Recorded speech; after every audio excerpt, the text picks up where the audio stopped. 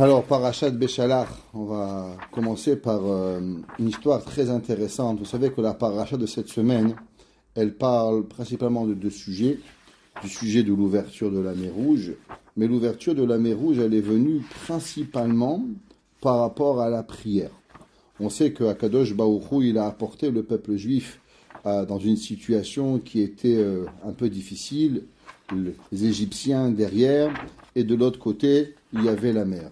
Et à ce moment-là, Moshe Rabbeinu, il dit à Kadosh Baruch Hu, Dieu, qu'est-ce que je fais? Et là, Moshe Rabbeinu, il commence à prier, et Dieu lui dit, non, ne prie pas.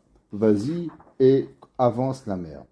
Chachamim nous disent que, principalement, le but de la vie d'un juif, c'est véritablement la prière.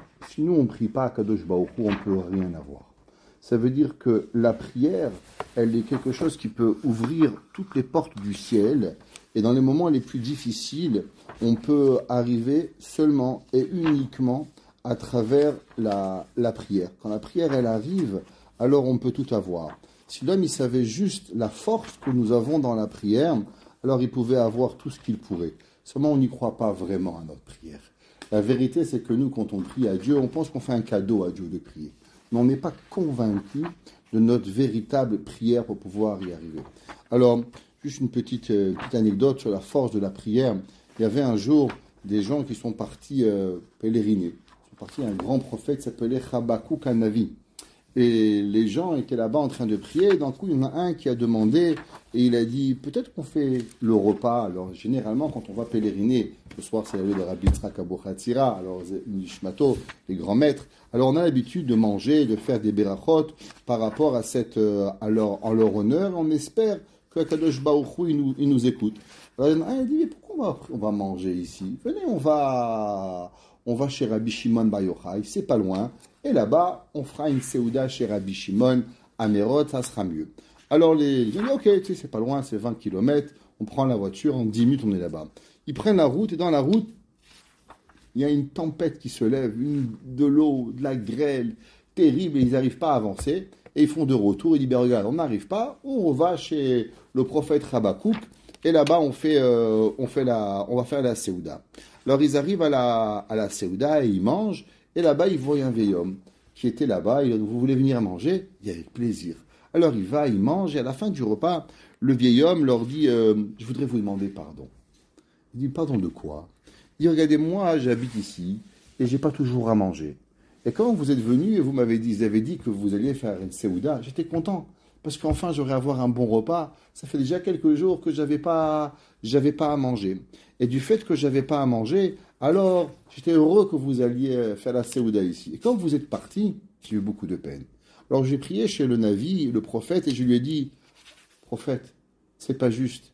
Ils vont tous aller manger. Quelle différence qu'il y a qui mange ici ou là-bas? Tu pourrais pas faire quelque chose de les ramener, au moins qu'au moins je participe à leur repas. Et c'est pour ça que vous avez sûrement eu la pluie et la grêle, pour que je puisse participer à votre repas. On n'a pas la force et on n'a pas la compréhension véritable de ce que ça représente véritablement la prière. Parce que si on avait cette force incroyable de la tefila, alors on pourrait même pas imaginer et on pourrait prier. Il y avait un jour un homme, il arrivait en Afrique du Sud. Et là-bas, les gens en Afrique du Sud, une petite communauté juive, et tout le monde se connaît. Donc quand il y a un homme qui arrive, qui est de l'extérieur de la ville, on le reconnaît tout de suite.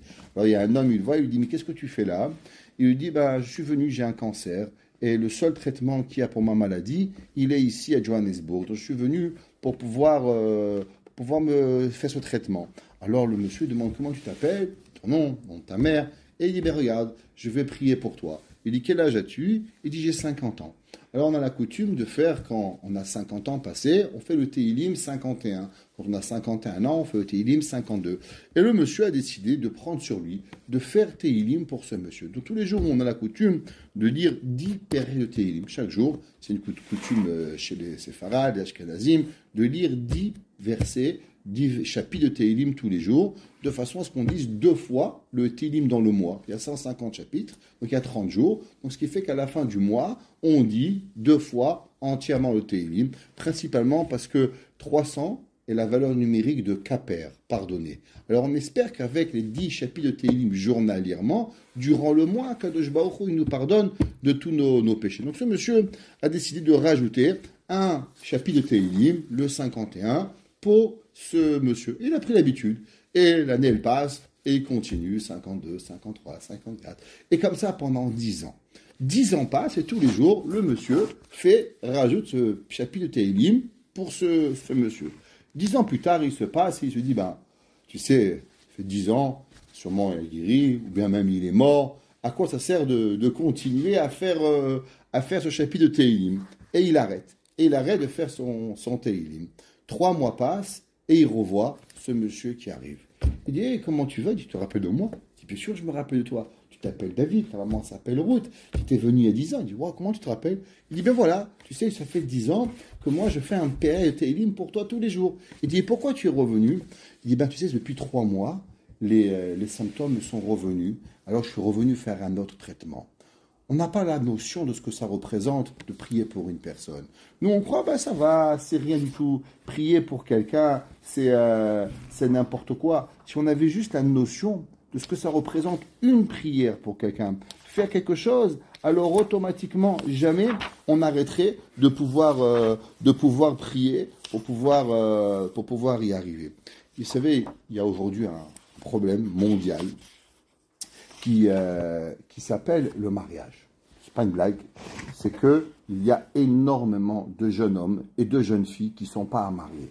Et beaucoup plus de filles que de garçons. C'est un problème qui est réel dans le monde de la Torah, où les garçons commencent les shidduchim très tard, ce qui fait que les filles de 19 ans, elles se marient, et les filles qui ont 23, 24 ans, elles ne trouvent plus à se marier. Et on a un véritable problème qui est causé à propos de ce système, où les Chachamim essayent par tous les moyens de demander aux Juifs, par tous les moyens, d'essayer de se marier plus tôt, pour pouvoir libérer beaucoup de filles. Et en tout cas, il y a, au Canada, pas tellement, mais si vous allez en Israël ou en Amérique, il y a des dizaines et des dizaines de filles qui ont entre 25 et 35 ans qui ne sont pas mariées. On ne parle pas de 2 ou 3, on parle de énormément de filles. Et il y a un jour, une directrice du séminaire qui était en contact avec des jeunes filles de son séminaire et tout un nombre impressionnant de filles qui n'étaient pas mariées. Alors, les jeunes filles, elles ont demandé, elles ont envoyé au Rav Yitzhak Zilberstein une lettre, mais vraiment en pleurant, en demandant, s'il te plaît, fais quelque chose pour nous. Qu'est-ce qu'on pourrait faire pour pouvoir se marier? Parce que ça fait des années qu'on cherche notre mazal et on n'arrive pas à trouver notre shidur. Alors le Rav ne savait pas trop quoi faire, il est parti voir le Rav Eliashiv. Le Rav Eliashiv était le beau-père de Rav Zilberstein, le Gadol Hador, et il dit voilà, qu'est-ce qu'on pourrait faire? Alors le Rav, il leur dit, il faut prier. Alors le Rav, il leur répond, il faut prier. Et les jeunes filles disent, mais Rabbi, nos larmes, nos yeux sont secs de prière. Ça fait des années que nous prions, et on prie, on prie, on prie, on prie, on n'a pas été répondu à Kadosh Baruch Hu. Alors qu'est-ce que tu veux, comment on va prier? Le Rav Zilberstein a été énormément touché par ces mots de ces jeunes filles, que ces jeunes filles disaient qu'elles avaient trop prié, et qu'elles ne pouvaient plus arriver encore à continuer à prier. Alors, quelques temps après, il est parti voir le Rav Steinman. Tout le monde connaît le Rav Steinman, qui était le Gadol Hador, et il lui raconte l'histoire que ces jeunes filles, elles ne trouvent pas à se marier, qu'elles ont prié, et que malheureusement, elles n'ont plus de force pour pouvoir prier, et elles demandent à faire quelque chose. Alors le Rav et Rav Steinman lui demandent une question, dit, est-ce que vous savez combien de prières il faut prier pour pouvoir être écouté à Kadosh Baruch Hu? Alors le Rav Steinman dit, mais je ne savais pas qu'il y avait un nombre de prières pour pouvoir prier. Alors le Rav Steinman lui dit, oui, il y a dans la Torah une histoire qui nous dit à combien de fois on doit prier. Il y avait une fois un homme qui s'appelait le prophète Obadiah. Vous avez sûrement entendu parler de Obadiah. C'est un des 12 petits prophètes qu'on appelle les Tréhassar, les 12 prophètes. Et le prophète Obadiah, toute sa prophétie est un chapitre. Et dedans, le prophète Obadiah vivait au temps du roi Achav. Achav était marié avec une femme qui s'appelait Isabelle. On parle à la période du premier temple où il y avait 2 royaumes. Le royaume d'Israël et le royaume de Yehuda. s'appelait Shomron Yehuda, et Achav était le roi d'Israël, des 10 tribus qui étaient contre les tribus de Yehuda et Binyamin. Et sa femme Isabelle était une femme qui n'aimait pas la Torah, et elle avait décidé d'exterminer tous les rabbins de la terre. Elle a fait wanted aux rabbins, elle les a tous tués. Et il y avait un seul homme qui s'appelait Obadiah, qui va sauver 100 rabbins. Il va faire 2 grottes où il va mettre 50 rabbins dans une chambre, 50 rabbins dans une autre chambre, et il va les protéger ceux-là. Mais pour pouvoir les nourrir, à l'époque, il y avait une grande famine, alors il va emprunter beaucoup d'argent. Et il va emprunter énormément d'argent pour pouvoir les nourrir. Le prophète Obadiah va mourir, et quand le prophète Obadiah va mourir, alors malheureusement, la banque, elle est venue, et elle a décidé de récupérer l'argent. Donc ils sont venus chez Madame Obadiah et ils vont prendre tout ce qu'elle avait à la maison, les tables, les chaises, les lits. Et il dit, il faut que tu nous payes. Bien sûr, c'était avec un intérêt très haut et elle leur devait des milliers de dollars. Et quand elle est allée pour récupérer cet argent, il lui dit, regarde, si tu n'arrives pas à nous trouver le reste de l'argent, tu as 2 enfants qu'on va prendre et qu'on va les vendre comme esclaves pour pouvoir se payer des dettes de tes enfants.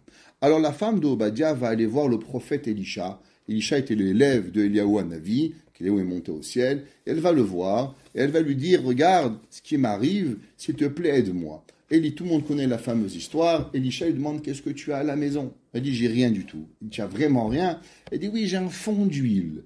Elle dit, ok, regarde, va chez tous tes voisins et tes voisines et demande-leur des bouteilles. Demande-leur, ramasse le maximum de bouteilles que tu peux avoir et quand tu auras le maximum de bouteilles, tu fermes la porte. Et derrière la porte, tu vas commencer à verser le fond d'huile que tu as. Et par miracle, le fond d'huile ne va pas s'arrêter. Et il va couler. Elle va remplir toutes les bouteilles qu'elle avait trouvées, toutes les casseroles, tout ce qu'il y avait. Elle va arriver. Elle va dire après, vends cette huile et tu pourras payer tes dettes. Et la Torah nous dit que le prophète Elisha a promis que la descendance de Obadiah ne sera jamais pauvre. À partir du moment qu'elle avait donné sa vie, pourquoi? Pour nourrir des rabbins, pas pour pouvoir malheureusement s'acheter des bateaux et acheter des avions, je ne sais pas quoi, alors elle va promettre et elle va recevoir cette beracha. Le Radak, un de nos grands commentateurs, il demande, mais qu'est-ce que Madame Obadiah elle a fait avant d'aller le voir le prophète Elisha? Vous croyez qu'on rentrait chez le prophète comme ça? Bonjour, monsieur le prophète Elisha, j'ai besoin d'argent. Elisha, c'était pas une carte de crédit, c'était pas un guichet automatique. Combien de fois elle a prié d'abord pour pouvoir être écoutée? Et il nous dit, le Radak, qu'elle a prié 265 fois. 265 fois avant de prier. Pourquoi elle a prié 265 fois? Vous savez qu'en hébreu, les mots, ils veulent tous dire un chiffre et un mot. Ça veut dire que chaque lettre, elle a une valeur numérique et chaque mot, elle a aussi si on prend le mot tseaka, qui veut dire crier, combien est la valeur numérique du mot tseaka? Alors, tzadik, c'est 90, 70, 100 et 5, qui vous donne combien? 246 fois la prière qu'elle va arriver. 265 prières. Et il dit le Radak que si une personne, elle veut pouvoir être écoutée par Akadosh Baruch Hu, il faut prier 265 prières. Avant même d'attendre des fois pour pouvoir avoir une réponse à notre prière, il faut obligatoirement prier 265 tfilotes. Incroyable, on n'a pas de notion à combien de fois on a besoin de pouvoir prier. Il n'y a pas longtemps, avec mon épouse, on est parti voir le Rabbi de Tosh. Le nouveau Rabbi de Tosh, le fils du Rabbi de Tosh, qui nous a dit quelque chose qui nous a fait très très peur. Et ça m'a vraiment énormément choqué ce qu'il nous a dit. Pas de la mauvaise façon, mais vraiment c'était terrible ce qu'il va nous dire. Je vais vous raconter, partager avec vous le personnel, mais c'est très très très fort. Et ça fait des semaines et des semaines que je cherche une source à ce qu'il nous a dit. Alors, ceux qui me connaissent un petit peu, chez moi, j'aime un peu les livres. Donc, j'ai un peu de livres à ma maison. Quelques chambres de livres. Vous savez, on raconte qu'il y avait une blague. Il y avait un jour un homme qui arrive chez un psychiatre et il lui dit, pourquoi vous êtes là? Je sais pas. C'est ma femme qui m'a envoyé. Il dit, mais vous avez bien une raison pourquoi votre femme vous envoie chez un psychiatre. Il dit, pas du tout. J'ai pas de notion du tout. Pourquoi je vais voir un psychiatre? Alors, il lui dit, mais dites-moi peut-être quelque chose que votre femme, elle aimerait pas. Il dit, bon, la seule chose que j'ai, c'est que j'aime des crêpes. Elle dit, vous aimez les crêpes? Moi aussi, j'aime les crêpes. Elle dit, vous aussi, docteur? Venez, j'ai 5 maisons remplies de crêpes. Alors, aimer les crêpes, c'est bien, mais avoir 5 maisons, c'est un problème. Bon, les livres de la Torah, c'est un peu différent, c'est notre vie. Alors, il n'y a pas 5 maisons de crêpes, ça veut mais quand même, on aime un peu les livres. Et j'ai trouvé ce livre où il dit exactement ce concept. Il y avait un jour un monsieur qui était, Baruch Hashem, qui avait dépassé l'âge de 100 ans. Et il est allé voir un grand rave, et le jour de son anniversaire, il a fait la tournée des grands-ducs, bien sûr, en santé, avec sa mémoire, avec toute sa tête. Et quand il est arrivé chez un des grands rabbins de notre génération, un rave lui a posé une seule question. Il dit, vous savez, bien sûr, on ne connaît pas les calculs d'Akadosh Baruch Hu, on ne sait pas le comment du pourquoi. D'après vous, quelle est la raison de votre longévité? Le gars, il avait passé Première Guerre mondiale, Deuxième Guerre mondiale, survécu, l'Holocauste. C'était vraiment quelque chose de terrible. Et il avait vécu, et il était vieux de 100 ans. Alors il a demandé, quelle est la raison d'après vous, pourquoi vous avez vécu plus de 100 ans, et ce qui n'est pas quelque chose de très commun. Alors, pareil, on a été chez le rabbi de Tosh, et ma femme m'avait une question. Un petit souci, on a demandé au rabbi de Tosh, pourquoi? Pourquoi ça nous est arrivé? Et le rabbi de Tosh nous a dit, attention, faut jamais demander pourquoi. Et dans ce livre-là que je l'ai acheté, qui s'appelle Becha Batarnon, il dit que ce vieux monsieur a dit au rave, et il lui a dit, tu sais pourquoi j'ai une vie très vieille? Parce que j'ai jamais demandé à Dieu pourquoi. Et il dit pourquoi? Il dit parce qu'il y a souvent certaines questions dans la vie que la seule réponse ne peut nous être donnée seulement après 120 ans. Et quand une personne demande à Dieu, pourquoi Dieu tu me fais ça? Dans ce bas monde, Akadosh Baruch Hu, il n'est pas capable de nous répondre. Et la seule et unique façon de répondre à notre question, c'est de nous amener chez Dieu et de nous expliquer la raison de ce qui nous arrive. Alors ce vieux monsieur, il a dit, si vous voulez savoir pourquoi automatiquement, je n'ai jamais et demandé à Kadosh Baruch Hu pourquoi, c'est parce que si on veut demander pourquoi, alors on doit être prêt à recevoir la réponse. Et souvent, la réponse, elle ne vient pas de ce bas monde. La réponse, elle vient du monde d'en haut. Et quand on était chez le rabbi de Tosh, quand ma femme lui a demandé pourquoi rabbi, le rabbi était un peu pas fâché, mais il a dit attention, demandez jamais pourquoi. Parce qu'en demandant pourquoi, on peut forcer Akadosh Baruch Hu à nous amener dans le monde en haut pour nous répondre à notre question. Et ce vieux monsieur a dit, un juif, s'il veut vivre vieux, il doit accepter d'Akadosh Baruch Hu sans jamais demander pourquoi. Le pourquoi, il est souvent la cause que malheureusement, dans notre vie, on peut arriver chez Akadosh Baruch Hu et malheureusement à devoir arriver à avoir des réponses. Notre vie, elle doit être faite de émouna et de croyance en Akadosh Baruch Hu sans qu'on a besoin de demander pourquoi. Le pourquoi, il est souvent parce que nous, on se pose des questions, parce que nous, on a une certaine façon de penser. Mais Akadosh Baruch Hu, le maître du monde, il a d'autres raisons de pouvoir y arriver. Imaginons, on est arrivé devant la mer, et d'un côté, on avait les Égyptiens, de l'autre côté, on avait la mer, et tout le monde se posait la question, pourquoi Akadosh Baruch Hu nous a amenés là? Mais le pourquoi, il aurait pu énormément, si on n'aurait pas eu l'ouverture de la mer Rouge, on n'aurait pas eu la punition des Égyptiens, on n'aurait jamais arrivé à la Emouna. Tout ce qu'on a pu gagner par ce moment-là. Et tout ça, nous l'avons eu seulement et uniquement pourquoi. Je raconte souvent cette histoire, une histoire magnifique. Il y avait un jour un papa qui avait 10 enfants. Et dans sa maison, vous savez, dans une grande famille, souvent, on a des travaux. On demande à nos enfants, toi, tu ranges ta chambre, toi, tu aides maman, toi, tu aides... C'est comme ça la vie. On ne peut pas faire autrement. Les mamans, elles ont besoin d'aide. Et particulièrement en Israël, où les maisons sont petites. Et chacun, je sais pas, je vais partir en Israël, des enfants de 5 ans qui poussent les poussées des frères de 2 ans, et l'enfant de 8 ans qui porte tes cousses. Et tu te dis, mais c'est pas possible. Dans quel pays ils vivent? Mais vraiment, ils ont une entraide incroyable. Et dans cette maison, il y avait souvent... Les enfants disaient pourquoi moi je lève le parterre, pourquoi moi je lève la vaisselle, pourquoi moi j'aide ma mère, et le pourquoi. Et un jour, le papa en a eu marre d'entendre le pourquoi. Alors il a réuni ses enfants et il leur a dit, j'aimerais vous raconter une histoire. Il dit, vous savez, un jour, on était en guerre, j'habitais en Pologne, et c'était en 1939. Et ils marchaient même, les Allemands, ils sont arrivés et ils ont pris tous les femmes et les enfants d'un côté, et ils ont mis les hommes de l'autre côté. Et bien sûr, ils ont séparé les garçons et les filles et les gens, et les petits-enfants avec les mamans. Par la suite, on savait qu'ils ont été tous tués, et les grands et les papas sont allés au travail. Et j'avais un frère qui aimait beaucoup ma maman, et il dit, pourquoi moi on m'a séparé? Et lui, qu'est-ce qu'il a fait? Il a couru chez ma maman. Et ma maman, elle m'a pris, et elle m'a envoyé chez moi, chez mon papa. Mais moi, je n'ai pas dit pourquoi. Moi, je suis resté. Et ce qui m'a sauvé la vie, est qu'aujourd'hui, vous tous ici, les 10 enfants, vous n'êtes vivants que parce que je n'ai pas dit pourquoi. Mon frère, malheureusement, a perdu sa vie parce qu'il a dit pourquoi. Mais nous sommes restés en vie, et vous, mes enfants, et vos petits-enfants auront la chance de vivre juste parce que vous n'avez pas dit pourquoi. Ça veut dire que souvent, on doit savoir que ce pourquoi, il est quelque chose de dangereux. On doit bien faire attention quand on a envie de demander pourquoi, et est-ce que le pourquoi, il ne risque pas de mettre notre vie, Barminan en danger. Vous savez, on a les displays, on vient de finir maintenant par Achat de Béchalar, ou ce qui va clôturer la sortie d'Égypte, parce que tant que les Égyptiens étaient en vie, le peuple juif avait encore peur de l'Égypte.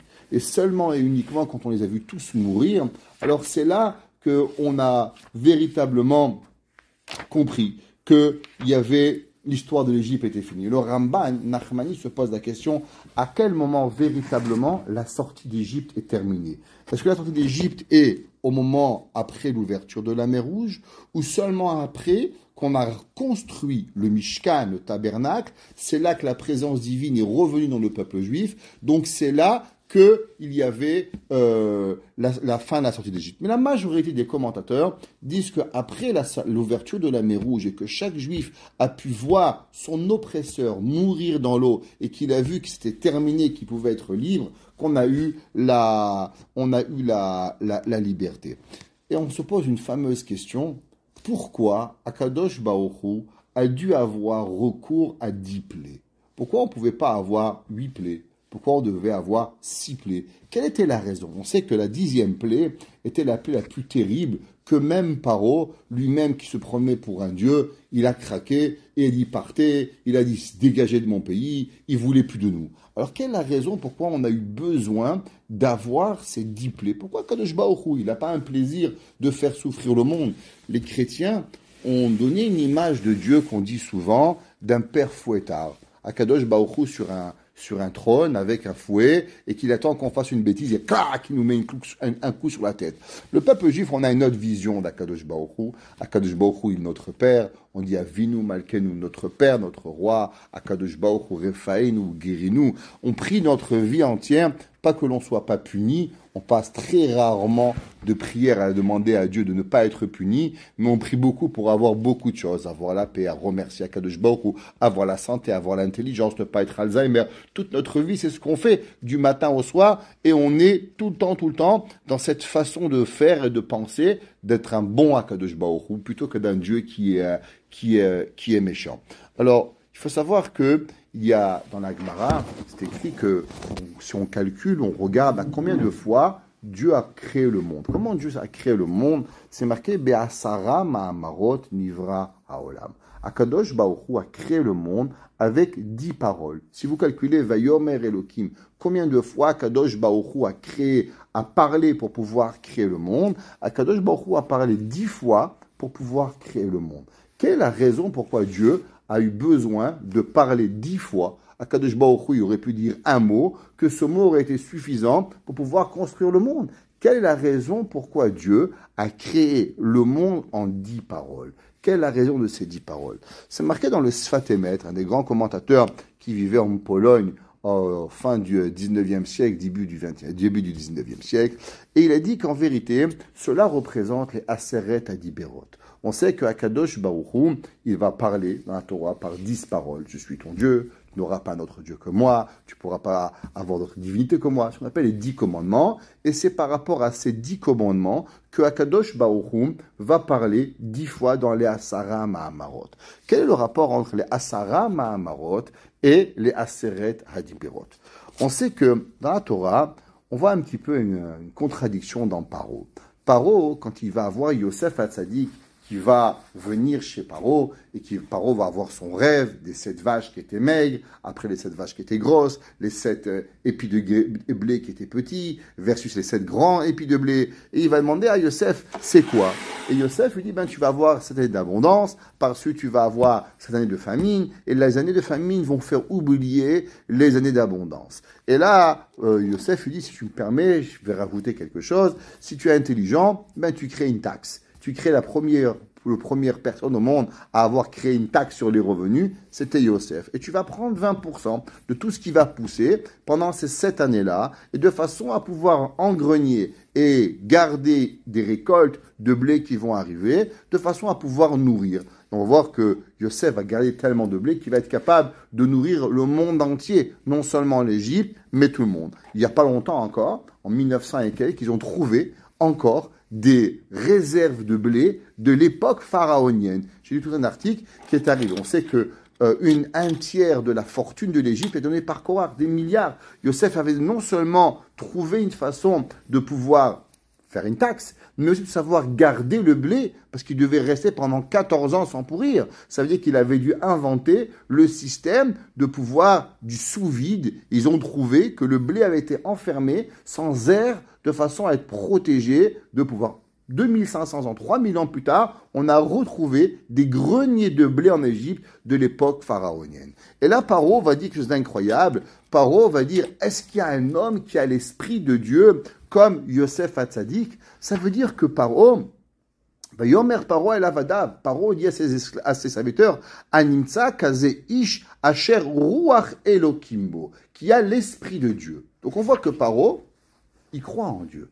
Parce que si Paro y croit en Dieu, alors c'est pour ça qu'il pense que Yosef Hatzadik a l'esprit divin. Mais si Paro, ne croit pas en Dieu, alors comment se fait-il que Paro, il parle de l'esprit de Dieu? Pourtant, au moment où Paro, il arrive chez Moshe Rabbeinu, arrive chez Paro, et il lui dit, tu sais, Akadosh Baruch Hu m'a envoyé te dire de libérer le juif. Alors Paro dit, Vayomer Paro mi Hashem. Et Paro dit, mais qui est Dieu? Asher Eshma Bekolo, je vais écouter de sa voix. Je comprends pas. Beaucoup de commentateurs disent que Paro se prenait tellement à un Dieu, que Paro dit, si je suis un Dieu, et que Dieu est un Dieu, alors automatiquement que Dieu vient parler à un Dieu, pourquoi Dieu vient parler à un homme de parler à un Dieu? On devrait, entre Dieu, pouvoir se parler.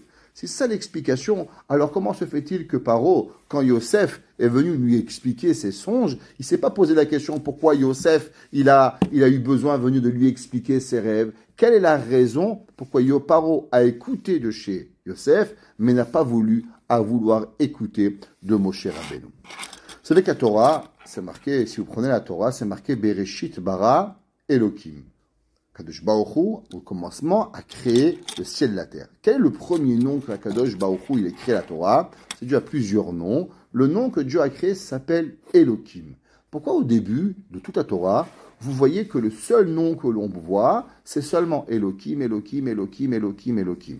Seulement dans le 2e chapitre, c'est là qu'on voit apparaître le mot Hashem, Havaya, Yud Ke Vav Ke, qui représente le nom d'Akadosh Baruch Hu que l'on connaît, qu'on ne peut pas prononcer, qui s'appelle Havaya, qui est été et sera. Chachamim nous disent qu'au début, Akadosh Baruch Hu, il a voulu créer le monde seulement dans la rigueur, et quand il a vu que le monde ne pourrait pas soutenir avec la rigueur, donc il a dû associer la création du monde avec la pitié. Donc c'est pour ça que après c'est marqué Beyom Asot Hashem Elohim, Akadosh Baruch Hu, il a dû mettre le nom d'Akadosh Baruch Hu dans la rachamim et la pitié pour pouvoir créer le monde. Sinon, on serait un monde où malheureusement, dès qu'on fait une erreur, électrocuté, accident de voiture, ce serait terrible, on n'aurait pas de libre arbitre. Parce que si à chaque fois on ferait une bêtise, un gars il voudrait voler, sa main serait bloquée, il volerait plus. Un homme qui tuerait quelqu'un, il sortirait, prendrait un coup de 360 volts, il mourrait, donc il n'y aurait pas de voleur, il n'y aurait pas de tueur, tout le monde serait bien. Donc c'est vrai que le monde serait bien, mais de l'autre côté, il n'y aurait pas la place à la teshuva, il n'y aurait pas la place au repentir, il n'y aurait pas la place à faire par amour à Kadosh Baruch Hu. On vivrait dans un monde de terreur totale sans avoir un monde de pitié. Aujourd'hui, on a le choix de voler ou de ne pas voler. Il y a des gens qui sont super intelligents, ils vont sur Internet et qui volent les gouvernements, qui volent toutes les banques. Et nous, Baruch Hashem, on est des bonnes personnes. Ni on vole, ni on tue, on est là. Et quand on va arriver à 120 ans chez Dieu, qu'est-ce que tu as fait du bien? Ben voilà, j'ai pas volé, j'ai pas tué, j'ai pas menti. J'ai été d'une bonne personne, je suis venu au cours de Torah, j'avais le choix. J'ai fait ce que je pouvais faire avec la meilleure façon et on sera récompensé par rapport à tout ce qu'on a fait. C'est pour ça que Kadosh Baruch Hu, il a associé le monde de la Rachamim avec le monde du Din pour qu'on puisse être récompensé, qu'on puisse vivre et avoir un équilibre de vie et servir principalement à Kadosh Baruch Hu par amour plutôt que servir à Kadosh Baruch Hu sous la rigueur et la difficulté. Mais il y a aussi une autre chose, il faut savoir que dans le monde, dans le mot Elohim est la même valeur numérique que Hateva. C'est quoi Hateva? C'est la nature. Qu'est-ce que ça veut dire? Vous savez, Akadosh Baruch Hu, il peut tout faire. Akol Yachol. Demain matin, Dieu peut décider qu'il fera 40 degrés, que le Canada devienne Miami et qu'il y a un océan en bas de votre maison. C'est possible. Seulement, est-ce qu'Akadosh Baruch Hu, il va le faire? Est-ce qu'Akadosh Baruch Hu, il va changer la nature, que le Canada devienne Miami et que Miami devienne Montréal? C'est possible. Mais Akadosh Baruch Hu va décider de créer un certain système qui s'appelle la nature et que la nature va avoir une certaine force. C'est pas que la nature, elle vit sans Akadosh Baruch Hu, rien ne vit sans Dieu, mais il y a certaines lois qui sont données à la nature. Par exemple, tous les jours, le soleil va se lever. Hachem peut faire qu'il fait nuit pendant 48 heures. Il a fait, durant les 10 plaies, que pendant 3 jours, il n'y avait pas de soleil, que pendant 3 jours, l'Égypte a vécu dans la noirceur. Ça faisait partie une des 10 plaies d'Égypte. Akadosh Baruch Hu va donner au monde une certaine façon de vivre dans le monde pour que Akadosh Baruch Hu, il va pouvoir avoir un seder. Tous les jours, on peut vivre, on peut se lever, on peut travailler. Imaginez-vous qu'on ne serait pas s'il fait jour ou il fait nuit demain. On ne pourrait pas planifier les vacances, on ne pourrait pas planifier à la tefila, on ne pourrait pas planifier à aller prier, on ne pourrait pas planifier à faire n'importe quoi. On ne sait pas s'il fait chaud, il fait froid. Akadosh Baruch Hu, il regarde. Pendant 4 mois, il va faire beau. Pendant 4 mois, il va faire l'hiver. Alors l'homme, il peut vivre, il peut réfléchir. Imaginez-vous si Akadosh Baruch Hu, il serait un monde en balagan, en mélange. On ne sait pas s'il fait jour, on ne sait pas s'il fait nuit, on ne sait pas s'il fait chaud, on ne sait pas s'il ferait nuit. On serait déprimé. Là, au moins, on sait, au mois de juin, on peut aller en vacances. Au mois de juillet, on va nager. Au mois d'hiver, on fait du ski. On peut déjà réfléchir à pouvoir arriver. Donc cette force qui vient de Akadosh Baruch Hu, elle a aussi du bon. Ça veut dire que Dieu a décidé de vouloir donner une règle de vie à la nature.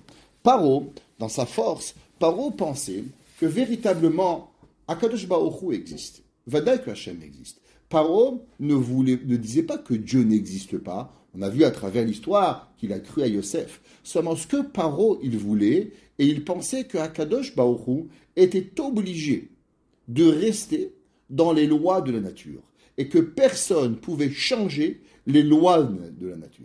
Quelle différence il y a entre le nom Hachem, Rachamim et le nom Elohim? Le nom Elohim représente, comme on a expliqué, le nom de Hateva, la nature, de avoir une certaine force de nature. Cette façon de penser, elle a été prise en vérité par les premiers hommes. Vous savez la Torah nous dit qu'il y avait un homme, il s'appelait Enoch. La Torah ramène, dans Sefer Bereshit, qu'il y avait un homme qui s'appelait Enoch. Le Rambam nous dit quelle a été la première erreur de l'humanité. Dit le Maïmonide que les hommes, ils ont vu le soleil, ils ont vu la lune, ils ont vu les étoiles. On sait qu'il y a des forces dans les étoiles. Il y a des gens qui peuvent vous dire l'année 2023, elle va être froide, elle va être chaude, elle va être si. Il y a certaines forces dans le monde. Enoch pensait que du fait que Akadosh Baruch Hu, il avait créé le monde avec une certaine nature, alors automatiquement Akadosh Baruch Hu, il voulait qu'on serve la nature, parce que la nature a été représentante du serviteur de Dieu. Et il pensait au début qu'en servant le soleil, alors on remerciait Dieu. Au début, Enoch, il avait une bonne intention.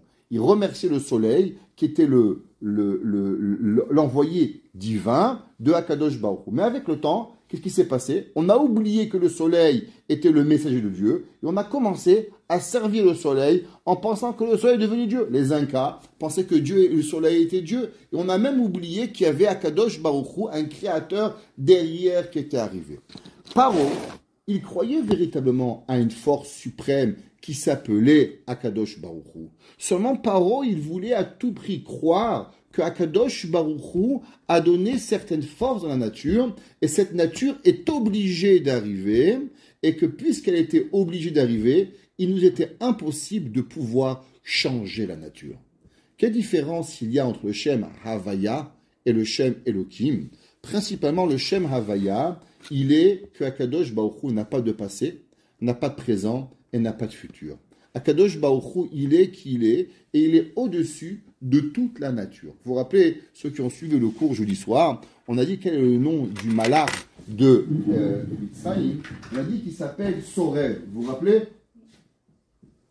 Alors on a dit, c'est quoi? C'est en vérité Bo Resh Samer. C'est quoi Bo? Dans lui, il y a 260. C'est quoi les 260?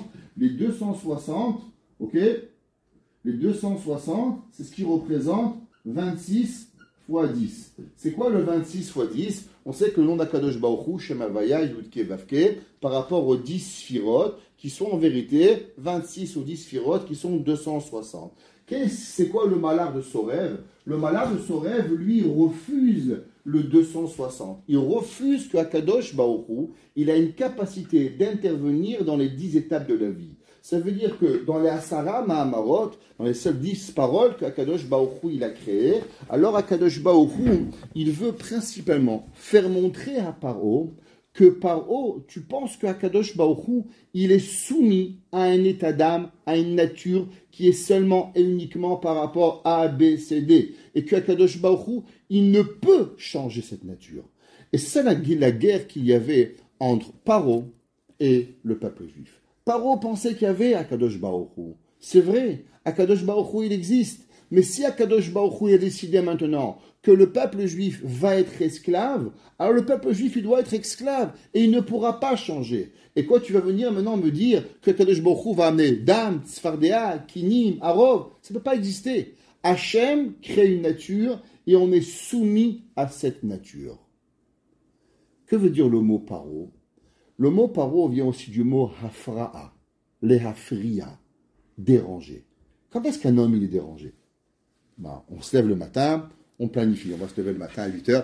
Bon, je vais me lever à 7h, 7h30 je vais prendre mon café, 7h45 je vais faire ma douche, 8h je suis habillé, 8h15 je prends mon auto, 8h30 je suis au travail. C'est beaucoup dans la tête. Dans la réalité, qu'est-ce qui arrive? Le réveil, il n'a pas sonné. Tu t'es réveillé à 7h15. Tu vas prendre ton café, la machine à café, elle ne marche pas. Tu descends en bas, ta voiture, elle s'est fait enlever, elle n'est pas là. Tu es derrière un camion de poubelle. Tu as passé 45 minutes. En fin de compte, tu arrives à 9h30 au travail quand tu avais prévu d'arriver à 8h30. Ça arrive à nous tous. Et là, on se fâche. Pourquoi on se fâche? Pourquoi on est fâché? Parce qu'on a été dérangé dans notre nature. On a été dérangé dans notre façon de voir que le monde il a existé. Ça veut dire qu'on a pensé qu'il allait avoir quelque chose qui devait être naturel, qui devait être fait comme nous, on aurait voulu qu'il se passe, mais il ne s'est pas passé. Parce qu'on pense que la nature, elle est soumise à nos besoins. C'est pour ça que Paro, il refusait. Paro, il disait, Elohim, il y a. C'est quoi Elohim? La nature, le Teva, tout ce qui doit arriver. Mais est-ce qu'on peut changer la nature? Est-ce qu'une personne, elle est capable d'arriver pour pouvoir que la nature, elle va arriver? Paro, il va refuser. Et c'est pour ça qu'Akadosh Baruch Hu va donner 10 plaies. Pourquoi les 10 plaies? Par rapport aux 10 créations d'Akadosh Baruch Hu. Akadosh Baruch Hu va dire, regarde, c'est vrai que j'ai créé le monde avec 10 paroles. Mais ces 10 paroles, elles sont reliées à quoi? Elles vont être reliées à la Torah par rapport aux 10 commandements. Il y a un grand commentateur qui s'appelait Rabbeinu Ephraim Olelot, qui était le Talmid du Gaon de Vilna au XVIIe siècle dans la ville de Prague. Et il a écrit un commentaire qui s'appelle le Kli Yakar. Et le Kli Yakar, c'est une histoire incroyable. Si un jour je vous raconterai l'histoire de ce Rabbeinu Ephraim Olelot, c'est une histoire que même Walt Disney n'a pas pu inventer, la grandeur de cette histoire. Un jour je vous raconterai l'histoire. Mais en tout cas, le Rabbeinu Ephraim Olelot, il raconte et il demande une question comme suit. Vous savez, dans la Talmud, il y avait des grands rabbins. Chaque nom de rabbin rapporté dans le Talmud, c'est la Gemara, la loi orale, qui a été écrite au 5e siècle. Chacun des rabbins son nom est rapporté dans le Talmud ou la Mishnah, était capable de faire la résurrection des morts. Ça veut dire que pour pouvoir être mentionné, il fallait avoir obligatoire la capacité intellectuelle, toranique, sainteté, de pouvoir ouvrir et de faire revivre un mort. Imaginez d'avoir la clé de la vie et de la mort. Ça qui était appelé. Il y avait un rabbin qui s'appelait Rabbi Pinchas Ben Yair, qui était Rabbi Pinchas Ben Yair, le beau-père de Rabbi Shimon Bar Yochai, ni plus ni moins. La Gemara nous dit que quand Rabbi Shimon Ben Yochai va sortir de la grotte, alors, vous savez, Rabbi Shimon n'avait pas d'habit, il avait seulement un habit, et que durant les 13 ans qu'il va passer dans la grotte, comme il ne voulait pas salir ses habits, parce qu'il n'avait pas de rechange, donc il s'enterrait dans le sable toute la journée, et il ne mettait ses habits 3 fois par jour pour pouvoir prier, et le Shabbat. Et toute la journée, nu, enterré dans le sable. Son corps, imaginez-vous, il y avait des vers, il y avait des asticots qui avaient mangé son corps à Rabbi Shimon Ben Yochai. 13 ans plus tard, quand il sort de la grotte, il voit son beau-père, Rabbi Pinchas Ben Yair. Et Rabbi Pinchas Ben Yair voit le corps de Rabbi Shimon Ben Yochai qui était détruit d'avoir passé 13 ans dans le sable, le chaud, le froid, les vers qui avaient mangé sa peau. Alors Rabbi Pinchas Ben Yair le prend au bain et lui enlève doucement et commence à guérir et soigner Rabbi Shimon Ben Yochai.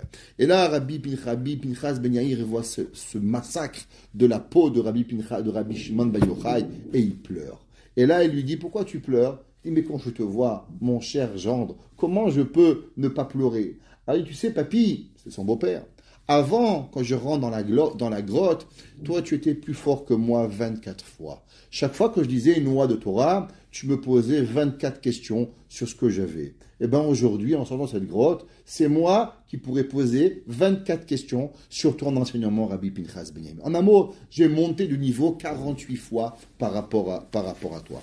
Et un jour, Rabbi Pinchas Ben Yair, il va faire la mitzvah de Pidyon Shevuim. Une des grandes mitzvahs que nous avons dans la Torah, c'est le rachat des captifs. Vous savez, à l'époque, il y avait énormément de gens qui volaient des gens pour récupérer et demander des rançons. Alors, une des grandes mitzvahs que nous avons à la Torah, c'est de payer la rançon pour pouvoir libérer les hommes ou les femmes.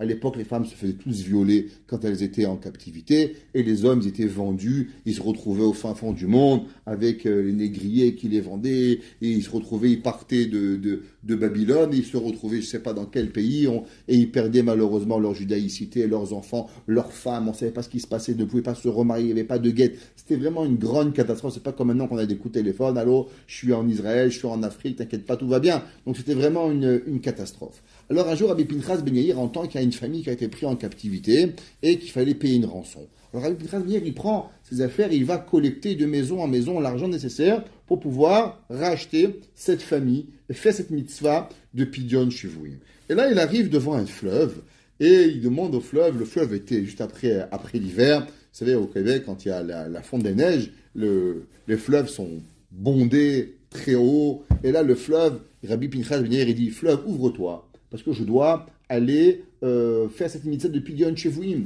Alors le fleuve lui dit, mais de quoi tu parles? Je suis créé depuis la création du monde pour couler dans mon lit. C'est la volonté de Hakadosh Baruch Hu. Je ne fais que la volonté de Dieu de continuer à couler comme Hachem il veut. Il dit, c'est vrai, mais moi je vais accomplir la mitzvah de Pidyon Shevuim, donc je te demande de t'ouvrir. Alors le fleuve lui répond, regarde, toi tu fais une mitzvah, moi j'en fais une autre. Donc puisque toi tu fais une mitzvah et moi j'en fais une autre, il n'y a pas une raison que ta mitzvah soit plus grande que la mienne. Et Rabbi Pinchas lui dit, regarde, si tu t'ouvres pas, eh ben je jurerai qu'il n'y aura plus jamais une goutte d'eau qui coulera dans ton lit. Et le fleuve va s'ouvrir, et Rabbi Pinchas Ben Yair va rentrer dans le fleuve, et il va faire l'ouverture de la mer Rouge. Demande le Kliyakar, je ne comprends pas. Le peuple juif va faire une histoire énorme de l'ouverture de la mer Rouge. 600 000 hommes, Moshe Rabbeinu. L'histoire du judaïsme est dépendante de l'ouverture de la mer Rouge et on en fait tout un plat. Un homme, Rabbi Pinchas Ben Yair, il va accomplir une mitzvah et pourtant, sans vouloir vous offenser, vous êtes des bonnes juives, des bonnes personnes et 99,9% des gens ne sont même pas au courant de cette histoire. Alors je ne comprends pas. Pourquoi on fait un plat pour pouvoir avoir l'ouverture de la mer Rouge de Moshe Rabbeinu, avec le plus grand des prophètes de Moshe Rabbeinu, mais Rabbi Pinchas Ben Yair est un grand rabbin, mais sûrement pas un aussi grand rabbin que Moshe Rabbeinu. Alors pourquoi on n'en fait pas tout un plat? Il dit le Kliyakar, écoutez bien. Il dit le Kliyakar, vous avez raison. Mais vous savez, la grandeur qu'on a ouvert la mer Rouge, c'est qu'on a ouvert la mer Rouge avant le don de la Torah. Après le don de la Torah, il n'y a plus rien qui est difficile. Ouvrir la mer Rouge pendant qu'on n'a pas reçu la Torah, ça c'est difficile. Pourquoi? Parce que le nom d'Akadosh Baruch Hu, avant la Torah, c'est quoi? C'est Elohim. Elohim, c'est nature. Ça veut dire que la nature, elle prévoit sur l'humanité. Alors on est obligé de suivre un certain système. Mais après qu'on a reçu la Torah, c'est quoi le premier mot qu'Akadosh Baruch Hu il a écrit dans la Torah? Anochi Hashem.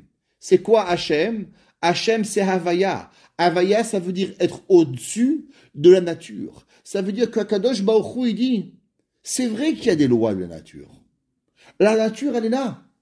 Mais on est capable de surpasser toute la nature à travers la Torah. Et c'est ça la guerre qu'il y avait entre Paro et il y avait entre Moshe Rabbeinu. Quelle est la valeur numérique de Moshe? La valeur numérique de Moshe, c'est Ratzon, volonté, avec le Kollel. Qu'est-ce que ça veut dire?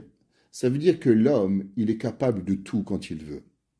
Rien ne peut empêcher la personne. On dit « En davar omel lifnei haratzon ». Si nous voulons quoi que ce soit, on est capable.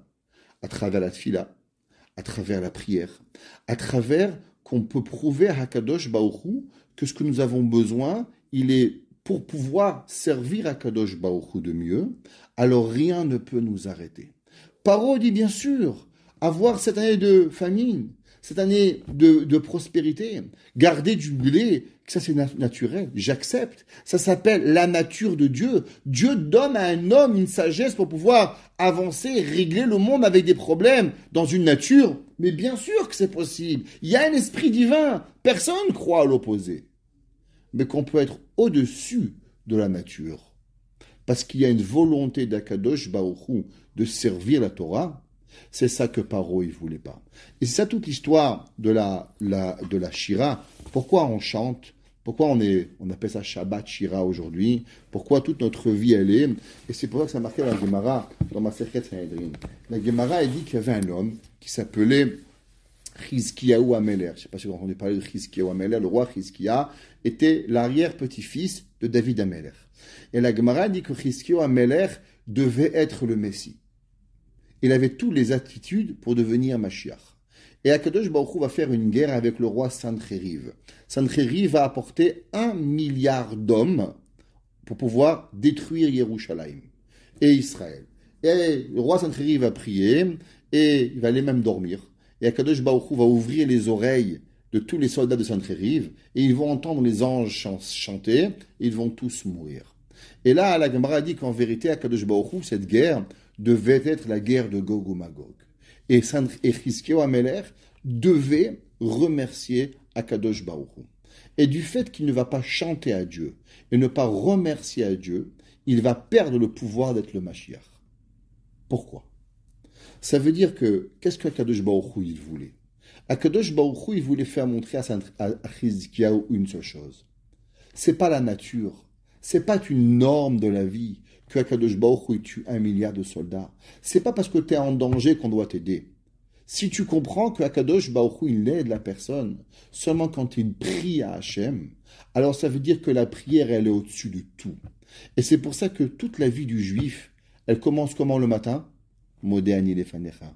Comment elle se termine? Shema Yisrael Hashem Lokenu. Notre vie elle se lève avec une prière et elle se termine avec une prière. Elle se lève avec une prière en disant « Merci à Dieu que tu m'as donné ma santé. Merci à Dieu que j'ai ouvert mes yeux. » Et je fais dormir et je finis à dormir et je dis à Akadosh Baruch Hu, je te donne mon âme. Biyadecha afkid ruchi, Hashem padita elemet. Vous savez, c'est marqué, je terminerai avec ça, il y a une halakha. C'est ramené dans le Shach, dans premier siman, dans Choshen Mishpat. Il y a une question qui est, qu'est-ce qui se passe si quelqu'un vous doit de l'argent? Imaginez-vous, je vous demande, je vous emprunte $1000. $1000. Et vous ne voulez pas me rendre. Pour X, Y raison, vous avez la difficulté à me rendre. Maintenant, à travers ça, parallèlement, il y a longtemps, vous m'aviez prêté, vous m'avez déposé chez moi votre montre, une Rolex, ouais, qui vaut $1000. Et maintenant, je dis, ok, allô, monsieur Intel, madame Intel, rembourse-moi, vous ne répondez pas à mes appels. Est-ce que j'ai le droit de me servir de la montre que vous m'avez déposée chez moi, qui est à vous, qui vaut $1000, pas plus, pas le voleur. Je vous ai prêté $1000. Parallèlement, vous m'avez demandé de garder votre montre, $1000. Je veux me servir de cette montre pour pouvoir payer ma dette. Est-ce que j'ai le droit ou est-ce que j'ai pas le droit? Le Shach, il dit, et le Ktsot HaChoshen, le Ktsot HaChoshen, Rav Nathan Tzvi Klein, il dit, Behemet, on a le droit. Seulement, il dit que d'après la Kabbale, c'est très grave de faire ça. Il dit pourquoi? Il dit que vous savez que Akadosh Baruch Hu, quand nous dormons, il a le pouvoir de garder l'âme chez lui, de ne pas nous la rendre. Mais Akadosh Baruch Hu, qu'est-ce qu'on dit avant de dormir? Dieu, je te confie mon âme, s'il te plaît, rends-la moi. Et du fait que Akadosh Baruch Hu, il a un Dieu de confiance, tous les soirs, on lui donne notre âme en gage, en dépôt, et Dieu ne nous prend jamais notre âme pendant que nous dormons. Akadosh Baruch Hu, même si un homme doit mourir, Hachem va lui rendre son âme, il va se réveiller, et après Hachem va lui rendre. Pourquoi? Pour ne pas que Akadosh Baruch Hu, il soit un Dieu qui on lui perd sa confiance. Beyadecha afkid ruchi Hachem padita elemet. Il dit le Ktsot HaChoshen, Akadosh Baruch Hu est tellement confiant que tu lui as donné quelque chose, alors d'abord il te le rend avant de te prendre. Pareil, tu entendais une montre, rends la montre. Après, tu trouveras un moyen de récupérer ton argent. Mais si tu prends cette montre qui était en garantie, qui était en dépôt chez toi, alors tu mets ta propre vie en danger. Le peuple juif, il se lève le matin, il dit merci Hachem, il dort le soir en étant sûr que Kadosh Baruch Hu, il va lui rendre son âme pour pouvoir y arriver. Notre vie, elle doit être basée qu'il n'y a pas de nature. La nature, c'est seulement de la poudre aux yeux pour qu'on puisse avoir un système de vie. Mais n'oublions jamais qu'il n'existe rien d'impossible.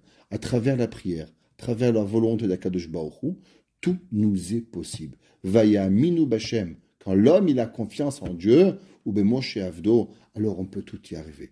Et ça, Parashat Shira, la fin de la servitude d'Égypte, c'est de passer du moment de penser qu'on était soumis à des règles à travers Matan Torah, ou en sachant que c'est que la Torah qui construit le monde, que la volonté d'Akadosh Baruch Hu, et rien ne peut arrêter notre vie de pouvoir avancer dans la volonté d'Akadosh Baruch Hu. Shavua Tov.